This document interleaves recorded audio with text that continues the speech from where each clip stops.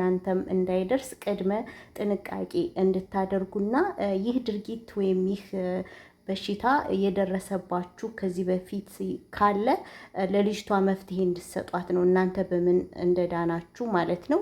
እንዲሁም በአረብ ሀገር ሆናችሁ በመዳን ቤት ሆናችሁ ከምንም ከማንም በላይ ጤናችሁን ማስቀደም እንዳለባችሁ ለማስጠንቀቅ ያክልና ለልጅቱ መፍትሄ ካላችሁ ከደረሰባችሁም ከዚህ በፊት ሀሳባችሁን በኮሜንት ላይ እንድትገልጹላት ብዬ ነው ማለት ነው። ሙሉ ቪዲዮ አስገባላችኋለሁ። እንግዲህ ወደ መጀመሪያው በአረብ ሀገር የታመመችዋን እህታችንን አስቀድማለሁ።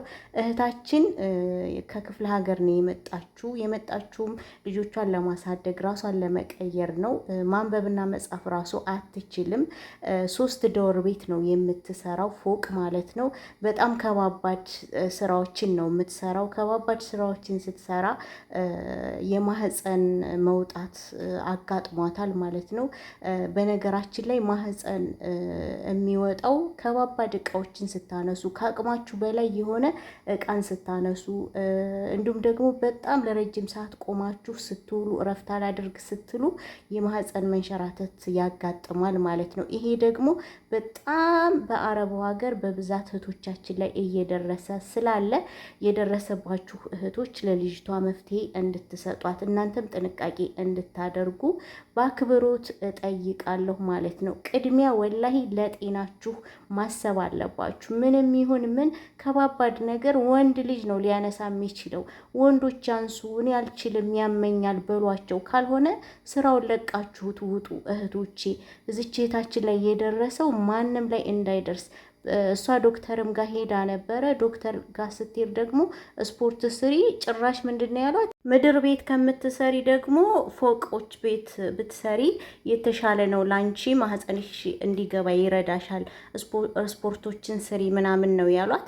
በዛ ላይ ደግሞ ረሃብ አለባት፣ በምግብ ጉዳት ተጎድታለች እና ይሄንን ችላ ነው እየሰራች ያለችው። በጣም ነው የምታሳዝነው። ቪዲዮን ላስገባላችሁ፣ እናንተም ትማሩበታላችሁ። እናንተ ላይ ይሄ ነገር ደርሶ ከሆነ እህቶቼ ምን እንዳሻላችሁ ምን እንዳዳናችሁ አንስቻ አላቅም። ደስ የሚለኝ ነገር ማለት ነው። እና እናንተ ደግሞ እንደዚህ አንሱ ስትባሉ አናነሳም ይከብደናል፣ ወይም ደግሞ እኔ ችግር አለብኝ ታምም ያለው ምናምን በሉ። በእርግጥ ሁሉም አረብ አንድ አይነት አስተሳሰብ የላቸውም። ለምንድን ነው ማታነሹ ነው የሚሉት። እና ራሳችሁን ለመጠበቅ ሞክሩ። ከባድ ነው አንድ ጊዜ በሽታ ላይ ከወደቃችሁ። ይህንን ማለት እወዳለሁኝ። ከዛ በመቀጠል እንግዲህ ስለ አበቄለሽና ስለ አውት እነ ሊያሾ እነ ዮኒ ማኛ ብዙ ሰዎች ጣልቃ ገብተው በጣም ግሩፕ ይዘው ሁለቱም ላይ ሲፈርዱ ነበር። መፍረድ በጣም ቀላል ነው። በነገራችን ላይ አንዳንድ ሰው በተፈጥሮ ማለት ነው ሰውን የማሳመን እውነት እያለው ሰውን የማሳመን ችሎታ የሌለው ሰው አለ። ትረዱኛላችሁ ብዬ ተስፋ አደርጋለሁ። ሰውን እውነት ይዛችሁ አውርታችሁ ማሳመን የማትችሉ ሰዎች አላችሁ። ምንም ነገር ደግሞ ተበድላችሁ ወይም ሳትበደሉ በማልቀስ ብቻ ሰዎችን የሚያሳምኑ ብዙ ሰዎች አሉ ማለት ነው። ሰውን አልቅሶ ማሳመንና እውነት እያለው ተበድሎ ያን እውነቱን ያን በደሉን ግን በግልጽ ለማስረዳት የሚከብደው ብዙ ሰው አለ እና መፍረድ ቀላል ነው። እነዚህ ሰዎች ከሁለቱ ባልና ሚስቶች የሚዲያው ሰው አይቀርብም። እነሱ ናቸው የተጎዱት። ልጃቸውን ያጡት እነሱ ናቸው። ያው ሰውየው የመጣበት መንገድ ስህተት ቢሆንም ከማንኛችሁም በላይ እሱና እሷ ናቸው የተጎዱት ማለት ነው። እና በመታረቃቸው በጣም ደስ ብሎኛል። የሶሻል ሚዲያው ሰው አሁን ላይ አፍሯል ማለት ነው። ወላሂ ለአዚም እንዴት እንዳሳዘነችኝ። ሄዳ ሽጉጥ ነው ያለችበት። የእሷ ሄዶ ልጥፍ ማለት የእሱ ደግሞ አስተቃቀፍ የሆነ በቃ የተጎዱ ሰዎች አለ አይደለ? በሰዎች ነገር የተመረዙ ውስጣቸው ፍቅር ያለ ውስጣቸው ፍቅር የሞላ ነገር ግን በሰዎች ጣልቃ ገብነት ክፍተት እና ጸብ የተፈጠረባቸው ሰዎች ብቻ የሆነ ማላቀው ስሜት የእሷ ሄዶ ልጥፍ ማለት የእሷ ሄዶ ሽጉጥ ማለት በመካከላቸው ወላሂ ትልቅ ፍቅር እንዳለ ነው የሚያሳየው ማለት ነው። ለማንኛውም በጣም ደስ የሚል ነገር ነው መታረቃቸው። በጣም ደስ ይላል።